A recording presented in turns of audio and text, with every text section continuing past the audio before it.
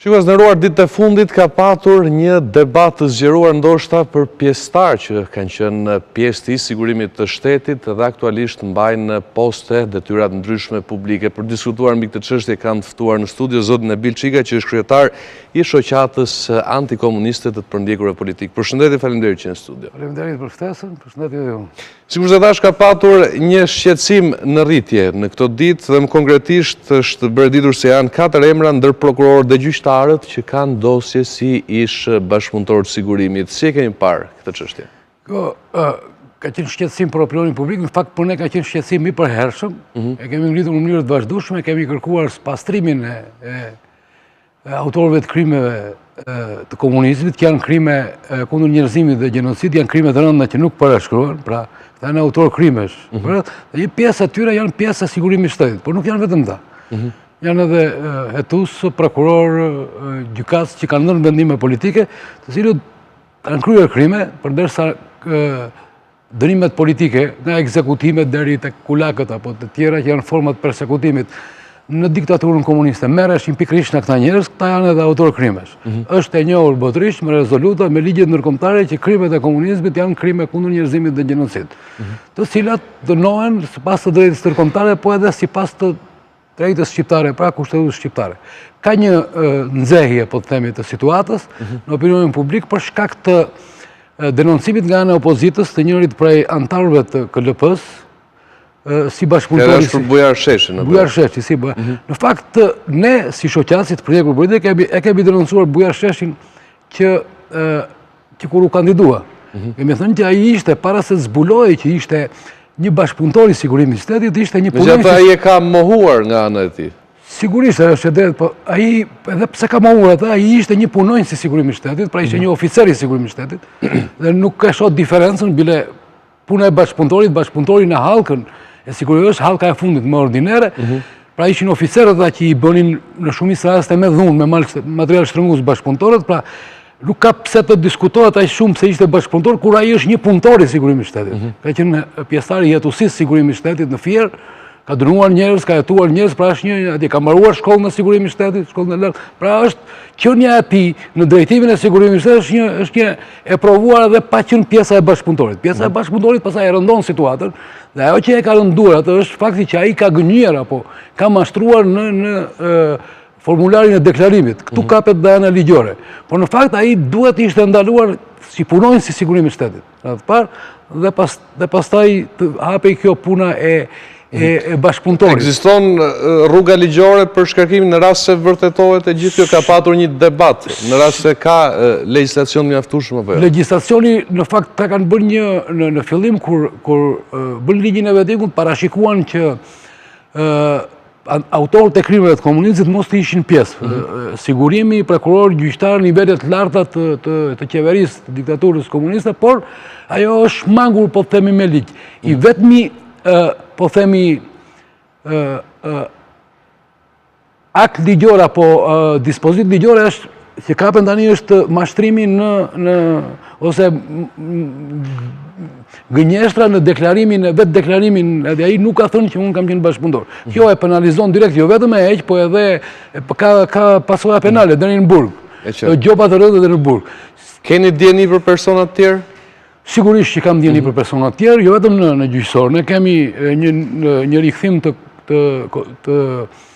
fortë të sigurimit shtetit në krye të shtetit shqiptar. Keni emrat përveçëm apo? Sigurisht, po emrat do flasim. Përmendim? Patjetër, me emrat do flasim, për rast më flagrant është rasti i kryetarit të parlamentit, që ka qenë jo vetëm ministri i punëve të brendshme, por edhe bashkëpunëtori i sigurimit shtetit, dhe këtë kam të konfirmuar edhe po themi me letra, e kam parë.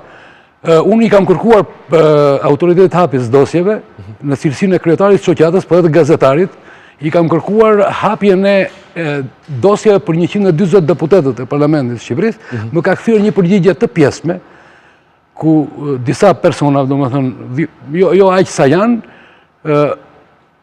kam parë emra, në atë e kam rikthyer, i kam thënë i dua të gjithë, se ka një problem, shërbimi sekret, i cili ka në, po themi, në kontroll dosjet, nga shërbimi sekret i merr Gentasula autoriteti dosjeve, ka një problem të paktën, siç më thënë mua në mënyrë informale nga jo me përgjigje zyrtare, shërbimi sekret nuk i jep bashkëpunëtorët që janë aktiv, pra që vazhdojnë të jenë akoma të punojnë. Do me ka qenë Sigurimi i Shtetit dhe kanë kaluar tani në shërbimet e shërbimit sekret edhe pas viteve 90. Dhe ky është problemi më i madh që ka kjo. Pra mund të ketë agent që kanë vijuar. Sigurisht ka, unë po të them, kryetari i Parlamentit të Shqipërisë, jo vetëm që ka qenë ministri i Brendshëm që parizohet, ju thonë që keni dokumente se është akuzë e fortë. S'është e kam thënë edhe herë tjera, e them publikisht, por nëse është vërtet të marrë te Gentasula dokumentet dhe ta bëj publike. Kjo është një akuzë që po ka edhe barra e provës ta kanë akuzuesit. Ka edhe deputet tjerë, jo s'ka, ligji nuk më lejon mua, unë ja kam kërkuar Gentasulës. Dhe unë nuk të flas kot, unë ja kam kërkuar të më japi të më thotë që s'është, ose të më thotë që është. Por ishte në atë pjesë në partë informacionit që unë e mora, po e riktheva, nuk e kam bërë publike për shkak se nuk mi ka dhënë gjithë. Unë kam indicje se nuk i fshehin dot. Ka një, unë jam kryetari i shoqatës të përmjekurit politik të Shqipërisë. Sot të gjithë të përmjekurit politik, shumica atyre kërkojnë me në hapin dosjet atyre. Dhe një pjesë e madhe më informojnë mua mbi dosjet atje. Dhe unë, edhe pse nuk e bën vetë ai personi që ka qenë, nuk vetë ta marri, unë kam mundësi që t'i shoh ata që kanë qenë agent, një pjesë janë me emra, një pjesë janë me pseudonim dhe kjo është një problem i madh, se japin vetëm pseudonimin. Edhe ky proces i hapjes dosjeve ka një rëndësi shumë të veçantë për të punë. Ne nuk themi që këta të penalizohen, themi bashkëpunëtorët janë pjesa më e keqe ose më e fundit, ke prokuror, ke gjykatës që e kanë kaluar edhe vettingun.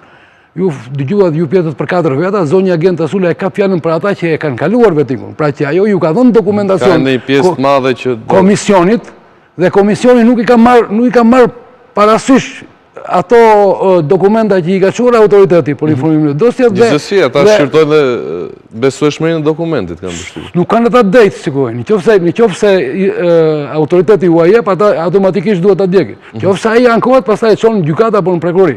Por ka një problem tjetër. Prokuroria dhe gjykatat janë gjithashtu të mbushur me agjentë apo me punëtorë të sigurimit të shtetit. Dhe ku është problemi me këtë? Pse ne këmbgulim këta të ikin?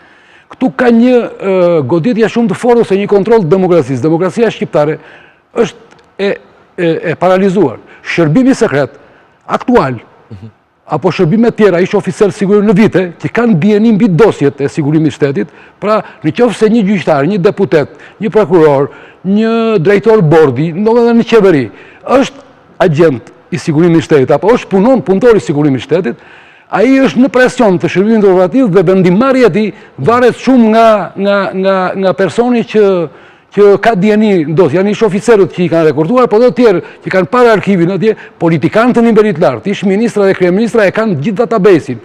Në atë dhe në shumë persona të rëndësishëm në Shqipëri janë të pushtetshëm për shkak të njohurive apo të informacionit që kanë mbi krimet e këtyre dhe vazhdojnë të bëjnë presion. Prandaj ne këmbgulim që këto të hapen pa kushte për të gjithë. Nuk mundet sot, nëse në Parlamentin shqiptar po themi ka 30 deputet ish bashkëpunëtor sigurisht apo punëtor.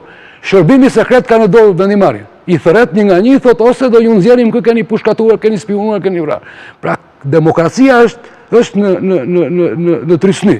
Po jo vetëm kaq, vetë shërbimi, ju keni parë një deklaratë të fundit të opozitës, unë në fakt nga kjo studio, që në mars të këtij vitit, të vitit kaluar, kam denoncuar që 20 drejtues të lartë sot të shërbimit informativ janë riemëruar, domethënë në atë kohë, periudhën mars, nga ish oficer të lartë sigurimit shtetit. Pra edhe vetë shërbimi informativ është vënë në kontrollin e ish oficerëve të sigurimit shtetit. Dhe ky është një problem i madh për demokracinë shqiptare. Sot po e drejton vendin sigurimi i shtetit. Në media gjithashtu. Ne kemi drejtues të emisioneve të akuzuar drejt për drejtë të rëndësishme politike në vend. Keni parë ju në vend tjetër të botës që ish kryetari i shërbimit informativ, të thirrët si analist në emisionet kryesore politike në vend. Ndodh vetëm në Shqipëri. Ai del, ka dienimi dosjet dhe ju bën presion në distancë me mira njerëzve në Shqipëri, politikanëve, gjyqtarëve, prokurorëve, pra se ai i di që janë. Jep kode, bën presion direkt nga studio televizive. Prandaj unë këmbgul, që ne kemi këmbgulur që kjo të shtrihet edhe te media, edhe te pjesa jonë si gazetar. Pra ne të gjithë që drejtojmë emisionin, janë të vegjël, por ne që kemi jetuar në atë kohë, nëse unë kam një material shtrëngues dhe opinioni publik është, media është pushteti 4, është shumë i rëndësishëm. Nuk mund të jemi ne ose emisionet të rëndësishme politike, apo analistë politike, apo drejtues të medjave, apo pronar të medjave, nën kontrollin edhe nën presionin e vazhdueshëm të atyre që kanë dieni mbi informat, apo mbi arkivat e sigurimit shtetit. Ndërkohë si e ke parë procesin e hapjes dosjeve, duket se është disi shtrënguar rrjedhja e informacionit. Ka probleme të mëdha. Në fakt me ligjin duhet të jetë si e tillë. Pra informacionet i mbajnë titullarët dhe drejtuesit e institucioneve. Duhet të ketë një proces më të hapur.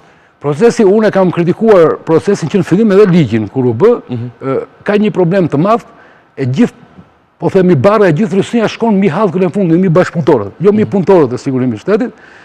Thash që janë hallka e fundit, duhet shikohet të gjithë autorët e krimeve të komunizmit, pra që nga politikat, që nga ministrat që bënin politikat, ne kemi botuar para sa muajsh një urdhër që është krim kundër njerëzimit dhe ish ministrit brendshëm e Kurani saj, i cili urdhëronte degët e punëve të brendshme që ishin filialet në Shqipëri të sigurimit shtetit, që të bënin listat e kundërshtarëve politikë, që në rast lufte të pushkatorëve, që edhe vendet e pushkatimit dhe të gjithë. Pra kjo është një krim kundër njerëzimit.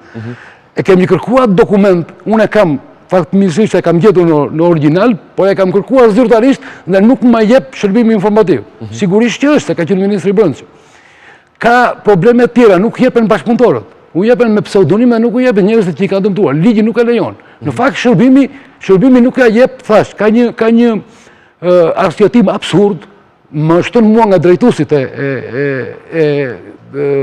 autoritetit për zhvillime dosje, që nuk na jep ata që janë aktiv. Pra, nëse ti vazhdon të spionosh për shërbimin sekret tani, ose të informosh, po të themi të përdorin fjalën, ke qenë edhe për sigurimin e shtetit, ai nuk ta jep se thotë unë kam në punë, dhe më prishet puna. Po kjo është e jashtëligjshme, ligji nuk e parashikon këtë, dhe në këtë mënyrë ata kanë bllokuar gjithë procesin. Kanë bllokuar procesin, pra autoriteti dosje ndodhet në vështirësi të mëdha. Ka vështirësi dhe të tjera, për teknike financiare e gjëra, por unë dua ta falenderoj për atë punë që ka bërë zonjë Ngën Tasula, ka qenë e përkushtuar të paktën në raport me ne dhe në rastin konkret. Ka dhe një problem tjetër, atje bëhet me vendimarrje. Pra një antar i komisionit apo 4 po menduam që ky nuk është, ngrëm dorën dhe themi nuk është. Në fakt, atje o je o s'je, o ke letër o s'ka letër. Nuk mund të jetë me vendimarrje, me ngritur dorë, nuk mund të interpretojnë antarët e komisionit. Ata marrin letër, ai ka firmosur që ka qenë bashkëpunëtor apo që ka qenë punëtor apo që është oficer sigurimi, që ka qenë hetues, dhe sigurimi i shtetit ose këshilli që është atje, apo komisioni, vendos me votim, çdo me thënë me votim. Është një problem i madh hapja e dosjeve në Shqipëri, thash, hapja e dosjeve nëse prandaj dhe i shtrëngojnë, politika është pas saj, politika është problemi, dhe gjithë politika, sidomos në nivel të lartë, edhe ajo që ka qenë edhe sot, i kanë përdorur dosjet e sigurimit shtetit për pushtet. Unë do thash, qofse nuk do të ishin dosjet e sigurimit shtetit. Mos Ruçi nuk do të ishte mundur të ishte zgjedhur atje. Por ai ka gjithë informacionin si ministri i brendshëm, kanë database-in dhe ju bëjnë presion. Po të marrë një rast, si ka mundësi që 2 deputet të opozitës, kur opozita del kundër, votojnë për Gamoz Ruçin. Pra këtu ka një problem, ne dyshojmë që ata janë bashkëpunëtorë të sigurimit shtetit. Në këtë moment i lim... Qartë, nuk është se është diçka e provuar po si provohet, pra ne po themi që mungon vullneti politik. Kryetari i Partisë Demokratike apo i opozitës i kërkon e ka të drejtën ligjore, i kërkoi Ngën Tasulës dhe komisionit pastërtinë e figurës për të gjithë zyrtarët e partisë tij, me deputet, me antar kryesie, me sekretar, me nënkryetar, gjë që nuk e ka bërë. Pra, në qoftë se këta që të në qoftë se këta dorëzojnë apo kanë vullnetin të hapin dosjet e sigurimit shtetit, një pjesë e establishmentit që ka sunduar deri tani Shqipërinë apo që ka qeverisë deri Shqipërinë e humbet pushtetin, se e kanë mbajtur pikërisht nëpërmjet materialeve shtrëngues që kanë te dosjet e sigurimit shtetit. Prandaj po them, këtu nuk ka vendimarrje, nuk ka vendimarrje në parlament se i kohon sigurimi i shtetit, nuk ka në gjyqësor, në prokurori se i kohon sigurimi i shtetit, ne dyshojmë thellë që ata i kanë dhe ju bëjnë presion, nuk ka në gjykata, nuk kanë domethënë në gjithë shtetin shqiptar, vendimarrja është e kushtëzuar nga shërbimi sekret. Po kjo është diktaturë. Kjo është diktatura që shërbimi sekret, policia sekrete kthehet nga aty vullneti i tyre shprehet në çdo vendimarrje në çdo hall të shtetit shqiptar për shkak të pranisë së madhe që ne e kemi të faktuar të agjentëve, të punonjësve, të drejtuesve, të sigurimit shtetit në këto institucione. E qartë, zoti Çika, të falenderoj edhe një herë për intervistë. Edhe unë ju falenderoj për ftesën. Faleminderit.